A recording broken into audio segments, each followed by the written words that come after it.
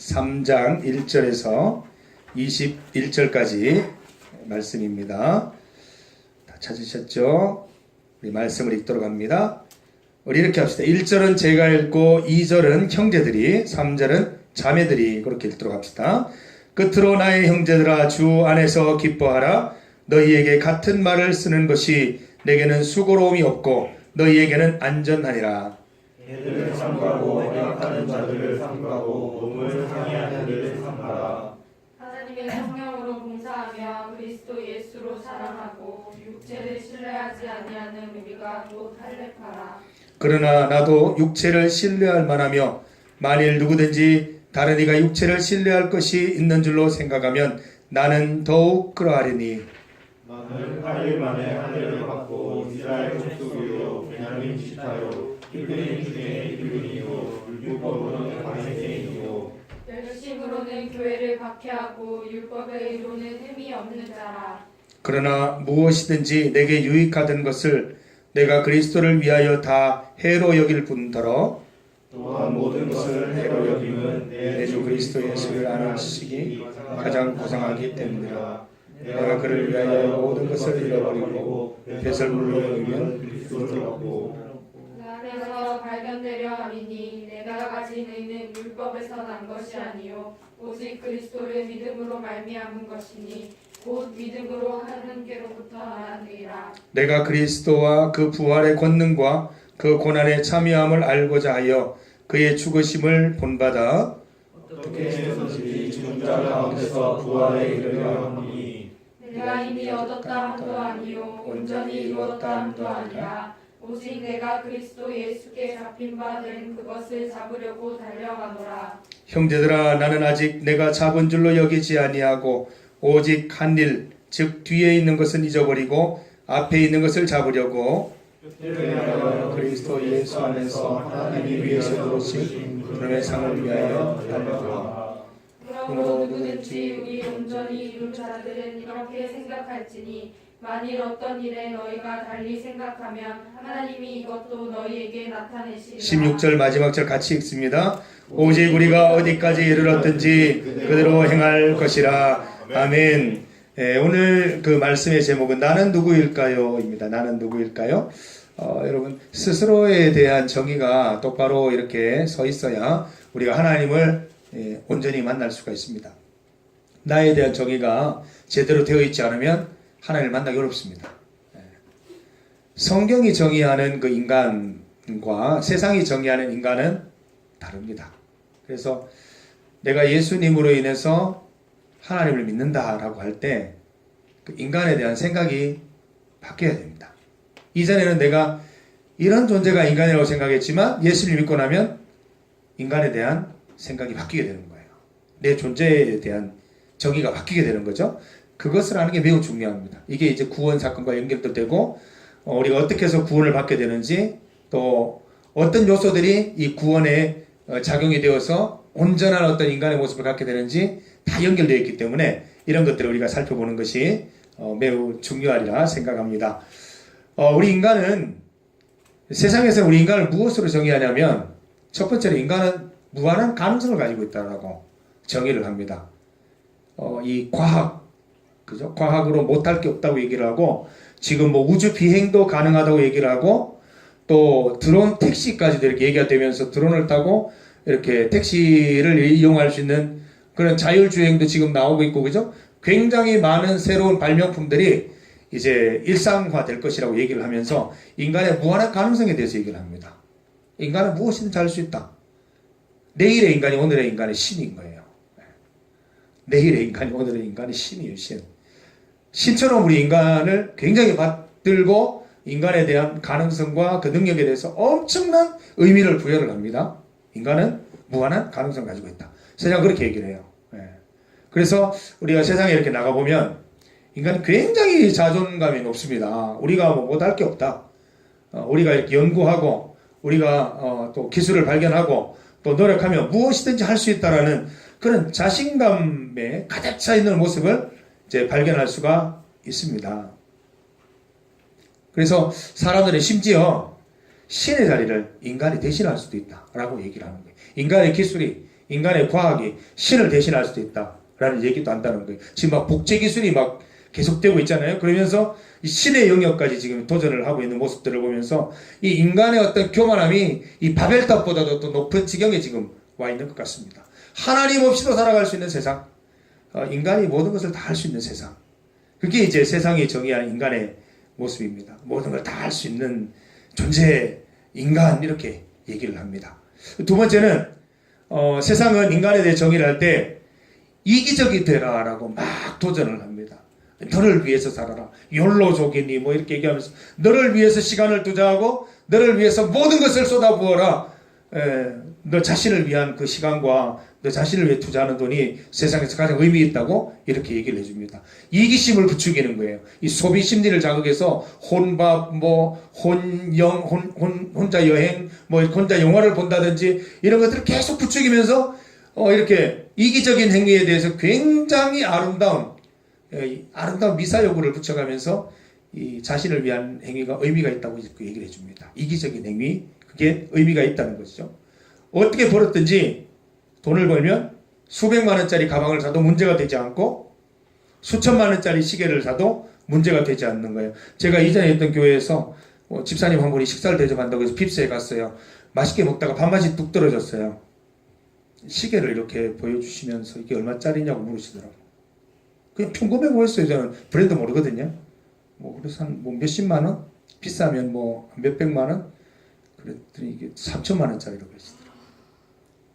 제 차보다 더 비싸더라고요. 그 당시에 다들 차보다. 밥맛이 뚝 떨어졌어요.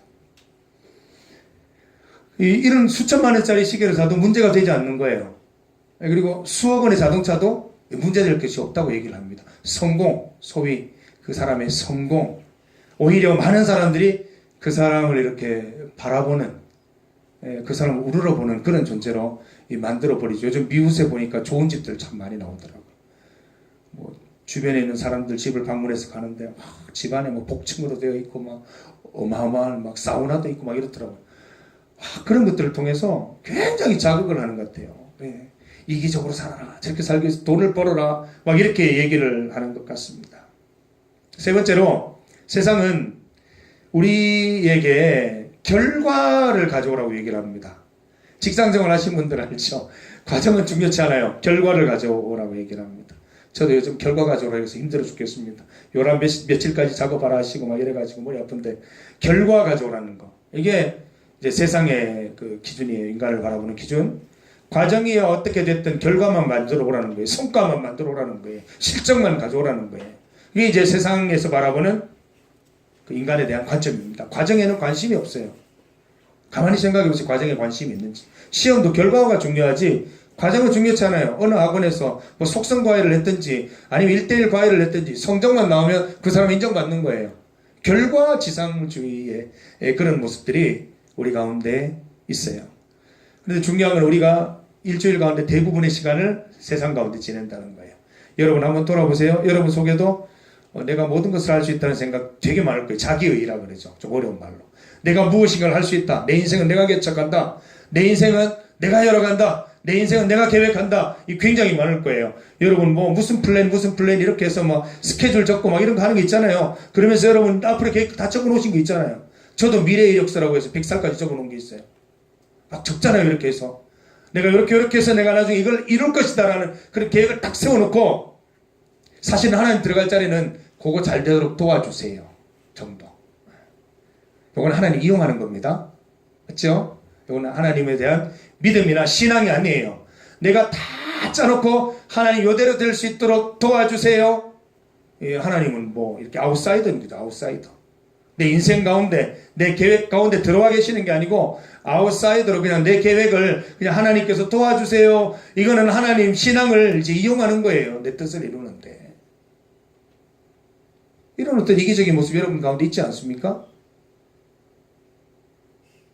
그리고 이제 우리는 굉장히 이기적인 존재예요. 여러분들 교회에서 좀 벗어나면 되게 이기적이 되잖아요.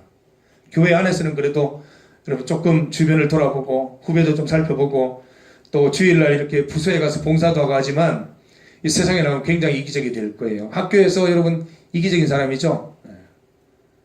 시험에 이렇게 좀 내가 손해볼 것 같아 절대 안 빌려주잖아요. 안 주잖아요. 정보 안 주잖아요. 이기적인 모습 있잖아요. 이기적으로 살아가거든요. 근데 손해볼 짓 안 하거든요.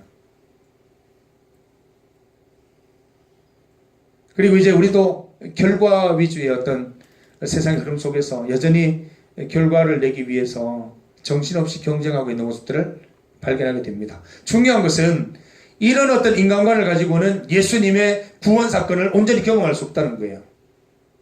이런 인간관을 가지고는 예수님의 구원이 우리에게 온전히 임할 수가 없어요.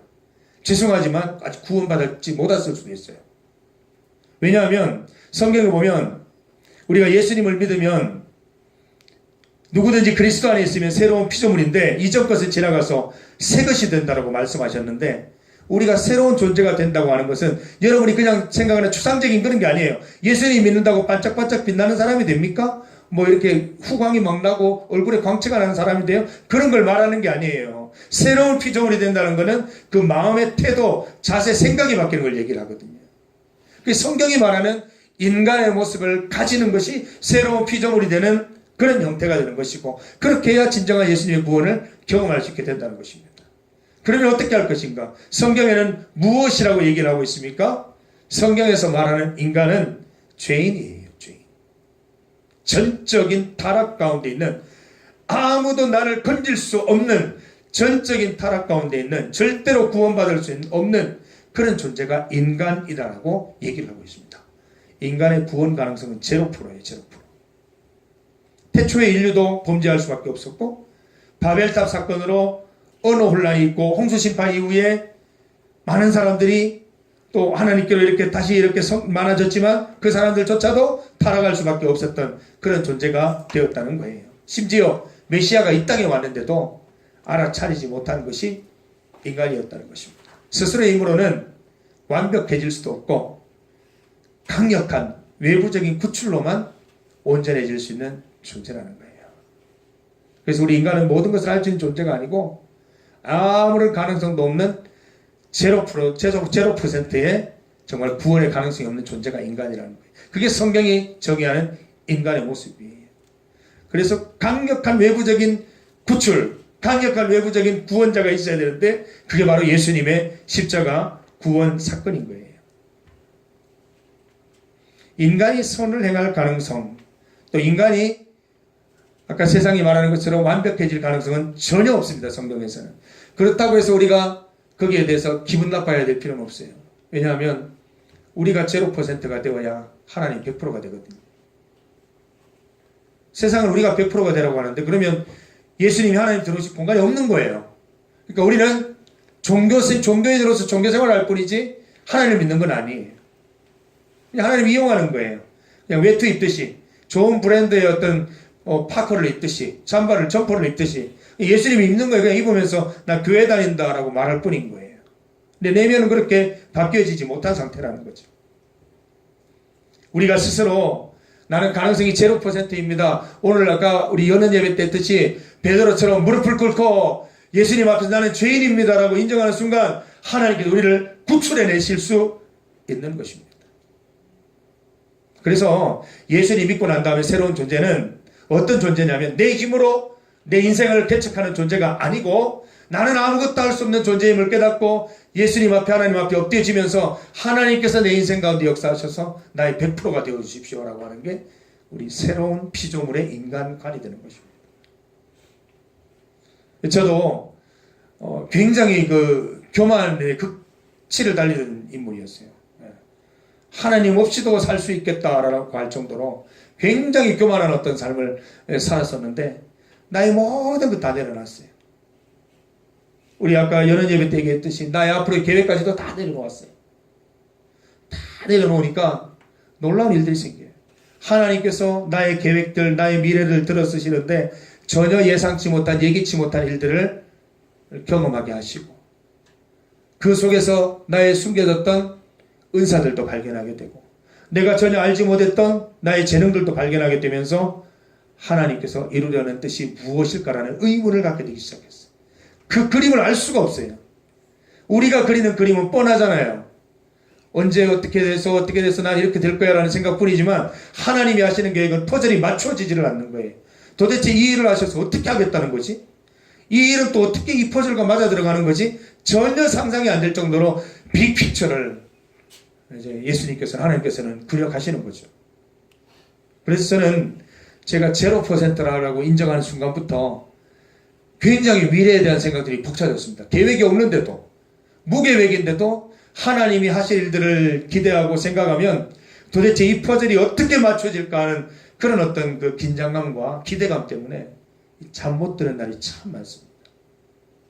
도대체 이 퍼즐은 어디에 맞는 것일까? 어디에 맞춰서 빅피처를 이루어가는 것일까? 정말 궁금할 때가 많다는 것입니다. 사랑하는 청년 여러분, 여러분들 주먹에 힘이 많이 들어갈 때예요. 내가 이 주먹으로 뭐든지 할 수 있다는 생각 있습니다. 여러분 뭐 주먹으로 뭐 3호선 때리면 넘어갈 것 같죠? 그 정도로 여러분 뭐 때리지는 마세요. 우리 그 관련되는 분이 계셔서 3호선은 소중하게 다뤄주세요. 네. 그래서 그 정도로 주먹에 힘이 많이 들어가 있어요. 뭐든지 할 수 있을 것 같은데 한번 쳐보세요. 어떻게 되나? 손에 피 맞나지? 힘이 없어요. 우리는 손에 힘을 푸세요. 그리고 나는 하나님 앞에서 아무런 존재가 아니라는 그래서 고백하세요. 여러분 내 힘으로 사는 게 얼마나 힘든지 아세요? 제가 그렇게 살아보니까 이게 강박관념 비슷한 것도 있고요. 불안함도 있고 조급함도 있고 그게 징조예요. 징조. 저 얼마나 조급하게 살았는지 몰라요. 얼마나 불안하게 살았는지 몰라요. 오늘 무사히 잘 살면 되는데 오늘도 불안한 거예요. 내일 어떻게 될지 모르니까 너무너무 불안한 거예요. 너무너무 조급해지는 거예요. 너무너무 두려운 거예요. 미래가. 그런데 두려워하는 마음은 하나님 주시는 마음이 아니라고 요한 1세 분명하게 기록되어 있잖아요. 그런데 나를 다 놓고 다 내려놓고 나니까 두려움이 평안함으로 바뀌는 거예요. 여러분들도 그런 경험을 꼭 하시기 바랍니다. 오늘 저녁에 우리 함께 기도할 때 주먹에 힘을 좀 푸세요. 그리고 내가 내 인생을 계획한다는 생각 다 내려놓고 하나님께서 내 인생을 디자인해 주십시오. 하나님이 나를 창조하셨다면서요. 그렇다면 내 인생 앞으로 일들 주님 책임져 주세요. 저는 그 길을 따라 순종할게요. 이런 마음으로 주님 앞에 고백하는 여러분들이 다 되어야 됩니다. 이렇게 돼야 주님의 구원 사건을 경험할 수 있는 거죠. 내 자아가 여전히 있는데 내 인생의 주인이 여전히 난데 어떻게 하나님이 내 인생 가운데 역사하셔서 내 인생을 아름답게 어떻게 데코레이션 해주실 수 있겠습니까? 그러면서 우리가 한다는 말이 주님은 내 인생에 역사하지 않으셔. 주님은 내 인생과 무관하셔. 이런 엉뚱한 말만 하고 있고 그게 바로 우리의 모습은 아닙니까? 우리가 인간과의 새로운 피조물이 되어야 되는데 첫 번째는 나는 죄인이라는 거예요. 여기서 말하는 죄인은 죄 지은 죄인 말고요. 가능성 0% 또 뭔가 이렇게 유한한 어떤 존재 무엇인가를 할 때 완벽하게 해낼 수 없는 존재 분명한 한계가 있는 존재 이게 죄인이라는 의미예요. 그 무한하신 영원하신 하나님께 나의 유한함을 열어야 하나님의 무한을 우리가 경험하게 되는 거예요. 저는 앞으로 제 인생이 어떻게 달라질지 모르겠어요. 하나님께서 어떻게 쓰실지 모르겠어요. 하나님께 내어드리세요. 하나님께 내어드리세요. 하나님 여러분을 실족하지 않게 하십니다. 언젠가는 이해할 수 있는 날이 오게 하십니다. 저는 그 날이 너무너무 기대가 돼요. 아하, 이렇게 하시려고 나를 그때 구함교회 보내셨구나. 이거를 깨닫는 날이 온다고요. 그냥 나는 지금 하나님 주신 자리에서 감사하면서 하나님의 뜻을 생각하면서 열심히 역할을 감당하는 것, 그게 하나님의 뜻을 이루어가는 것이라 믿습니다. 여러분들 중에 하는 일들 중에 불필요하다고 생각하는 일들 간혹 있지요. 뭐 아르바이트 위해서 뭐 하겠어. 아니면 뭐 이 일은 너무 하찮은 일인데 그렇게 생각하지 마세요. 하나님 주신 일이에요. 아르바이트도 정말 깔끔하게 아까 뭐 이렇게 주인이 좋아하겠다고 얘기했는데 그렇게 해야 돼요. 예수 믿는 사람이 맨날 pun꺼 내고 맨날 시간 안 지키고 약속 안 지키고 그러면 안 되잖아요. 그 자리는 지혜 씨가 선택한 자리가 아니고 또 아까 훌륭한 또 누구죠? 훌륭한 또 있었는데 예? 아, 형사님 지금 오지도 않았어요. 너무나 훌륭해요. 네, 그래서 이런 친구들, 예, 우리 주인을 위해서 열심히 헌신하는 분들이 계세요. 근데 하나님이 내게 주신 거예요. 내가 선택한 게 아니고 하나님께 대하듯이 그 역할을 잘 감당할 때 하나님 그걸 보시고 그 아르바이트 했던 그 일들, 그 태도들, 그 전문성을 가지고 어떻게 쓰실지 모른다는 거예요. 두 번째로 성경에서 말하는 인간의 존재는 이기적인 존재가 아니에요. 원래 이기적인 존재예요. 인간은 그게 본성이에요. 누군가 나를 이렇게 치려고 오면 보호하는 게 우리 본성이라고요. 뭔가를 달려오면 피하려는 게 우리 본성이에요. 나를 지키려고 하는 게 본성이에요. 그 본성을 이기는 게 쉽지는 않지만 예수님께서는 우리가 구원받은 다음에 우리가 구원받기 위해서 새로운 존재가 되어야 되는데 이기적인 존재에서 이타적인 존재로 바뀌어야 된다는 거예요. 왜 그러냐면 이타적인 어떤 행위의 아주 절정이 뭐예요? 예수 십자가 사건 아니에요. 그분이 왜 내려옵니까? 왜 내려옵니까? 왜 하나님이 인간이 되십니까? 그냥 하나님 보좌에 그냥 앉아 계시면 되지. 왜 내려오시냐고요. 물론 아버지가 가라고 말씀하셨을 수도 있겠지만 예수님의 결단이 있지 않으셨겠습니까? 내가 가겠습니다 라고 했으니까 오는 거지. 안 가겠다고 하면 어떻게 내보내요? 예수님이 가겠다 하셨으니까 오셨을 거 아니에요. 하나님이 그 영원한 지위를 버리고 유한한 인간이 되셨어요. 얼마나 그 이타적인 어떤 행위의 절정이냐고요. 그렇게 와서 인간이 할 수 있는 최고의 것을 주고 가셨잖아요. 목숨을 주고 가셨어요. 목숨을. 이런 구속의 은혜를 경험한 우리 인생들이라면 어떻게 이기적으로 살아갈 수 있겠습니까? 예수님이 이기적이셨다면 우리가 어떻게 구원을 받냐고요. 예수님의 이타적인 모습이 온 인류를 구원했다면 우리도 그렇게 이타적인 마음으로 살아가야 된다는 거예요. 이타적인 마음으로. 그래서 우리가 성경에서 말하는 우리 새로운 피조물의 두 번째 모습은 이타적인 형태로 살아가는 것입니다. 우리 교리에 보면 재밌는 그 내용이 있어요. 기독교인은 저축을 해도 되는가? 라는 교리 질문이 있습니다. 어떻게 생각해요? 저축해도 돼요? 안 돼요? 저축하면 안 돼요? 저축해야 돼요? 예라고 하려고 하니까 너무 또 이기적인 것 같고 아니라고 하려니까 준비도 없이 어떻게 내가 살아가나 싶은 생각도 들고 어떻게 생각해요? 저축해도 되겠어요? 교리에서는 우리가 이렇게 먹고 살 정도만 이렇게 저축을 하고 남는 돈 없죠? 남는 돈 이렇게 하니까 안 돼. 남는 돈이 어디 있어요? 11조 할 돈도 없는데. 그래서 이 남는 돈, 그러니까 정말 나의 이기적인 목적이 아닌 이타적인 목적으로 사용할 그런 생각을 가지고 남는 돈, 그거를 누군가를 도울 목적으로 모으는 그 저축은 허용한다고 되어 있어요.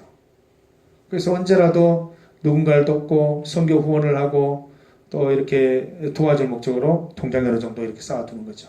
그걸 항상 하라고 얘기해놨어요. 최소한의 대비가 있어야 된다고 이렇게 얘기를 하고 있어요. 저도 이제 갑자기 누군가 대접하고 싶은데 또 아니면 선교 후원을 하고 싶은데 돈이 없을 때가 이제 수중에 그럴 때 굉장히 좀 답답하고 좀 그래요. 그때 뭔가 준비되어 있으면 이렇게 정말 후원을 할 수 있고 하나님 뜻대로 이렇게 흘려보낼 수 있어서 굉장히 그 어떤 감동적인 어떤 그 은혜를 누리고 믿음의 성숙을 또 느낄 수 있는 그런 기회가 많이 있어요. 나누기 위한 저축 굉장히 생소하죠. 내 쓰기도 바쁜데 또 요즘 이제 뭐 소비하기 얼마나 좋은 세상입니까? 계속해서 소비할 수 있도록 새로운 제품들이 계속 나오잖아요. 아이폰 8이라든지 계속 나오잖아요. 소비하게 만든다고요. 교리는 이렇게 얘기해요. 우리가 사치하고 낭비하지 않을 이유를 나누기 위함이다라고 얘기해요. 저는 이렇게 뭐 옷을 구입하든지 뭐 이렇게 할 때 조금 저렴한 방법으로 구입하려고 노력을 많이 해요. 그리고 이렇게 기다리면 철이 바뀌면서 이렇게 저렴한 옷들이 많이 나와요. 그런 것들을 좀 사고 거기에서 이렇게 돈을 좀 모아 주어서 필요할 때 이렇게 흘려보내는 게 굉장히 좋더라고요. 이타적인 어떤 삶을 사는 게 굉장히 중요한 거예요. 나누기 위한 자발적인 가난 이런 것들을 우리가 선택할 수 있어야 되겠죠. 세 번째로 우리가 이제 새로운 피조물이 된다는 것은 결과가 아닌 과정을 중요하게 여기는 인생을 살아갈 수 있어야 되겠다는 것입니다. 저는 교회에서 기도할 때 또 교회에서 또 만드는 분위기 중에 소위 그 성공한 자녀들 좋은 대학에 갔다거나 좋은 뭐 직장에 들어갔다거나 그런 분들은 막 이렇게 세워가지고 박수를 해줍니다. 그런데 지금 취준생인 친구들은 한 번도 못 일어나요. 왜 그래야 되죠? 일어나야죠. 격려의 박수 필요한 거죠. 그 과정을 향해서 달려가는데 오히려 그 과정에서 가지는 생각이 더 중요하기 때문에 그 청년이 그 과정에서 성도들의 격려를 받아서 더 신앙 가운데 준비할 수 있도록 도우고 힘써야 될 청년은 바로 그 청년인데 대기업 갔다고 좋은 대학 갔다고 박수를 쳐주면 그 친구는 신앙 때문에 그 자리에 갔는지 실력 때문에 그 자리에 갔는지 헷갈려가지고 제대로 살지 못할 가능성이 높아지는 거예요. 성경을 보세요. 성경에는 요셉이 총리가 된 사건보다 총리 될 때까지의 요셉의 그 부투의 과정에 대해서 더 많은 부분을 나열하고 있어요. 난 성경은 그래서 매력적인 책이라고 생각해요.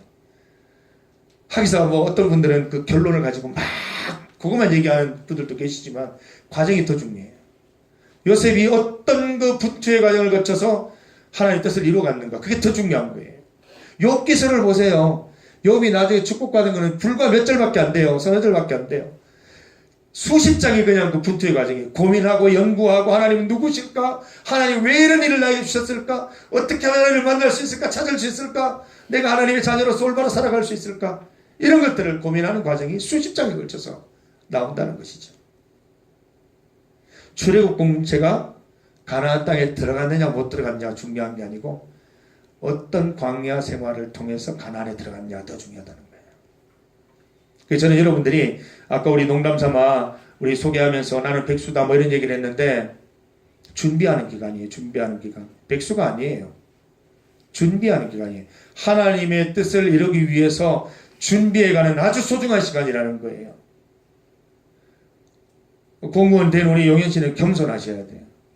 지나치게 자랑하거나 내 덕으로 생각하면 안 돼. 하나님이 되게 해주신 거지. 너의 노력은 0%도 없는 거야. 하나님 100% 해주신 거야. 그거를 가져야 믿음이 되는 거예요. 준비하고 계시는 분들 절대 움츠러들지 마세요. 어깨 펴고 다니세요. 그리고 당당하게 저에게 오셔서, 아니 목사님께 가셔서 기도해달라고 얘기하세요. 목사님, 제가 준비하는 기간 동안 믿음 잃지 않도록 기도해 주세요. 얼마 전에 왔잖아요, 경아씨. 이직을 해야 되는데 이제 부산에 이제 빛과 번쩍한 데를 가고 싶대요. 지금보다 월급도 좋고 막 뛰는 가고 싶대요. 그러면서 뭐 임원을 살짝 놓을까 생각을 했대. 이 사람이 지금 정신을 살짝 놓고 있구나라는 생각을 했어요, 내가. 그래서 만났는데 내가 굉장히 별었어요. 오기만 해라. 내가 진짜 가만 안 놔두겠다. 키는 내가 작아도 내가 한 펀치 먹여야 되겠다 생각을 하고 딱 만났는데, 저하고 통화하고 깊이 생각을 한 거예요. 생각을 하면서 저한테 그 얘기를 해주는 거야. 목사님하고 통화를 하고 난 다음에 생각을 했는데 내 생각이 잘못됐다는 그런 마음을 가지게 됐다는 거예요. 내가 지금까지 온 거 하나님의 은혜로 되는데, 내가 지금 내 일이 급하다고 하나님을 버린다면, 물론 뭐 임원을 안 한다고 해서 하나님 버리는 건 아니지만 그게 굉장히 중요한 의미가 있잖아요. 그렇게 한다면 내 앞으로의 삶은 하나님과 상관없는 삶이 될 수도 있는 거 아니냐. 그러면서 스스로 정리해서 나한테 와서 그거를 보고 갔어요. 그래서 굉장히 맛있게 식사를 했어요.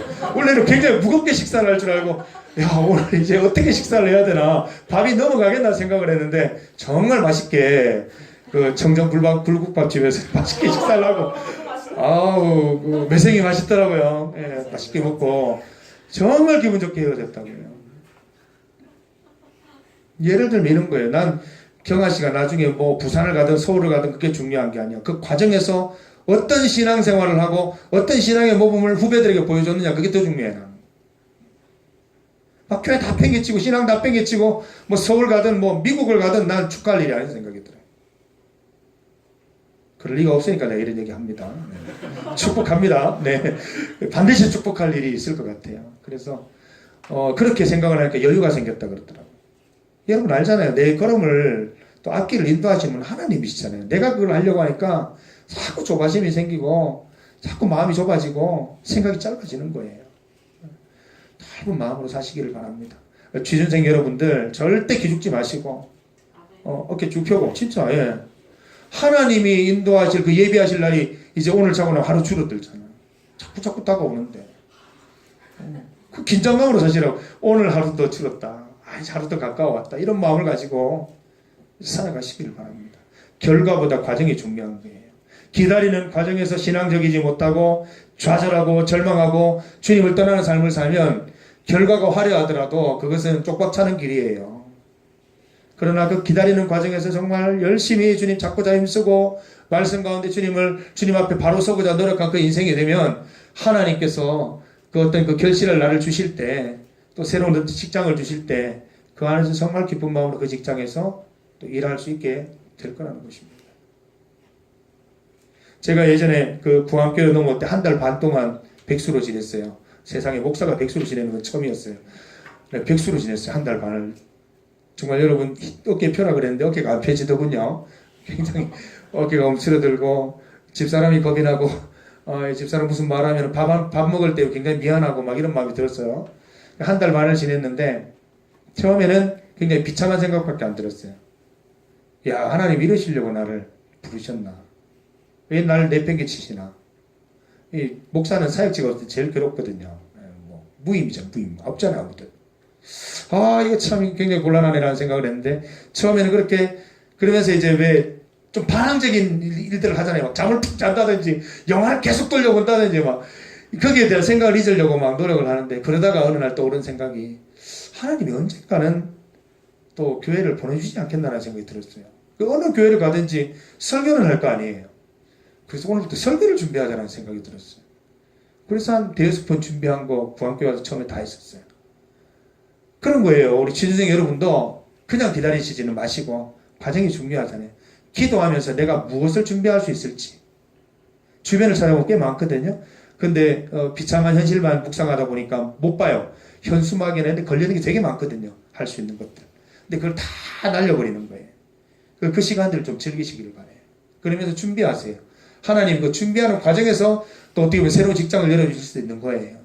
그런 마음 가지고 기도하는 마음으로 예배드리는 마음으로 모든 기회들을 선용하시기 바랍니다. 나 예전에 얘기했잖아. 서서 어서오세요 안녕하세요 하는 너무 값진 거예요. 하나님 거기 보내셔서 그 일을 어떻게 하는지 보고자 하시는 거예요. 그 자세가 굉장히 중요한데 그런 것들이 사실은 쌓여서 우리에게 하나님께서 내게 어떤 직장을 주시거나 기회를 주시면 거기에서 그동안 준비한 것들을 펼칠 수 있겠죠. 우리가 새로운 피조물이 된다는 것은 나에 대한 정의를 완전히 바꾸는 것을 의미합니다. 무한한 어떤 인간의 가능성에서 나는 0%의 인간, 하나님이 역사하지 않으시면 마른 막대기와 같은 인간임을, 인생임을 고백하는 게 중요한 거예요. 그래야 구원이 많은 거예요. 이기적인 인생을 사는, 교회 다니면서 이기적인 인생 많습니다. 열받을 때가 한두 번이 아니에요. 예수님 믿으면서 왜 그렇게 이기적인지 모르겠어요. 제일 무서운 이기주의가 뭔지, 얘가 이전에 했던 교회 얘기를 할게요. 오히려 남북 통일이 쉽고, 미국에 있는 교회 연합하는 게 쉽지, 부서 간의 연합이 안 되더라고요. 제일 힘든 게 부서 연합입니다. 내 세상에. 아니, 내가 고등부를 담당했는데, 중등과 같이 연합해서 여름 수련 한번 하자고 했다가, 얼마나 욕을 해서, 아니, 그게 나쁜 거냐고, 같이 하자고 그랬는데, 욕을 얼마나 하시더라고. 제정신이 약하면서, 그래가 첫 번째는 말을 못하고 넘어갔어요. 두 번째인가, 다시 또 했죠. 저는 될 때까지 하거든요. 또, 있을만하면 또 하거든요. 그래서 결국 그랬어요. 어떻게 했냐면, 중고등부 연합에서 농촌교회에서 이렇게